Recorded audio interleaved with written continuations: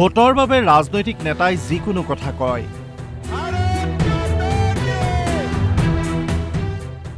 ৰিজিজুৰ কথাটো অৰুণাচলত ভোটৰ বাবে কোৱা কথা। কা সন্দৰ্ভত ৰিজিজুৰ মন্তব্যৰ চোক কমোৱাৰ চেষ্টা মুখ্যমন্ত্ৰীৰ।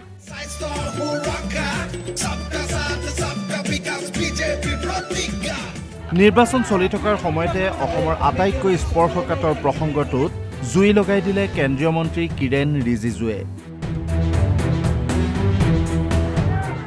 মুখ্যমন্ত্ৰীয়ে চলে বলে কৌশলে কা ইছ্যুক তল পেলাই যেনে তেনে নিৰ্বাচনটো পাৰ কৰিবলৈ চেষ্টা চলাই থকাৰ সময়তে ৰিজিজুৱে কৈ দিলে কাৰ অধীনত অৰুণাচলৰ চাকমা আৰু হাজংসকলক অসমত সংস্থাপিত কৰিবলৈ কেন্দ্ৰীয় চৰকাৰে গোপনে তৎপৰতা চলাই আছে।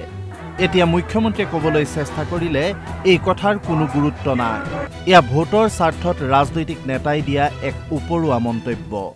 এতিয়া ইলেকশ্যন চলি আছে, সবকে ভোট লাগে, যোনে যেনেকে যি পাব ক'ব আৰু এইকেইটা দিন। মুখ্যমন্ত্ৰীৰ যুক্তি বাধ্য বাধকতাত পৰি নিৰ্বাচনৰ বাবেহে স্থানীয়ভাৱে ৰিজিজুৱে এই মন্তব্য দিছে, ইয়াত গুৰুত্ব দিবলগীয়া নাই। তেওঁ এজন প্ৰাৰ্থী, গতিকে অৰুণাচলৰ ৰাইজে ভাল পোৱা কিবা কথা তেওঁ ক'বলগীয়া হৈছে, এইটো এটা পলিটিকেল ষ্টেটমেণ্ট।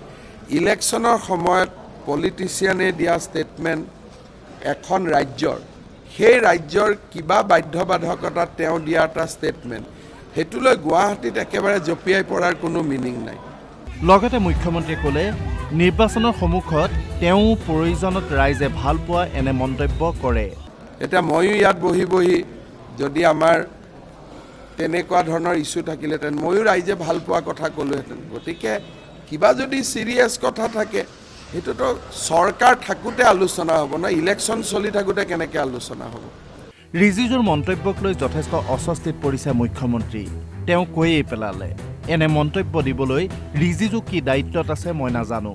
কিৰেণ ৰিজিজু কি দায়িত্বত আছে মইতো এইটোও ভালকৈ নাজানো।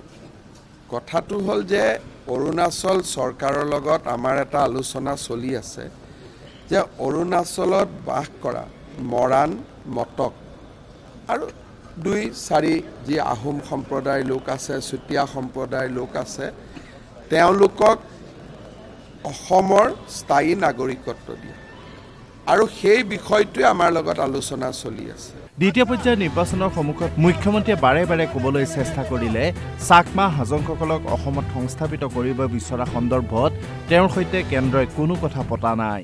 হাজঙৰ বিষয়টো ক'ৰ পৰা আহিলে, কেনেকৈ আহিলে, এই বিষয়টো মোৰ নলেজত নাই।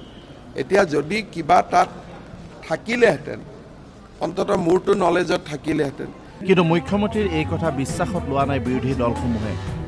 মঙলবাৰে গুৱাহাটীত এক সংবাদমেল পাতি আপৰ ৰাজ্যিক সমন্বয়ক ভৱেন চৌধুৰীয়ে ক'লে গুৰুত্বহীন কথা কৈছে বুলি ধৰি ল'বলৈ ৰিজিজু কোনো সাধাৰণ লোক নহয়, ক'ৰবাত কিবা এটা নিশ্চয়কৈ হৈ আছে, যিটো কথা মুখ্যমন্ত্ৰীয়ে অসমৰ জনতাক অৱগত কৰিব বিচৰা নাই।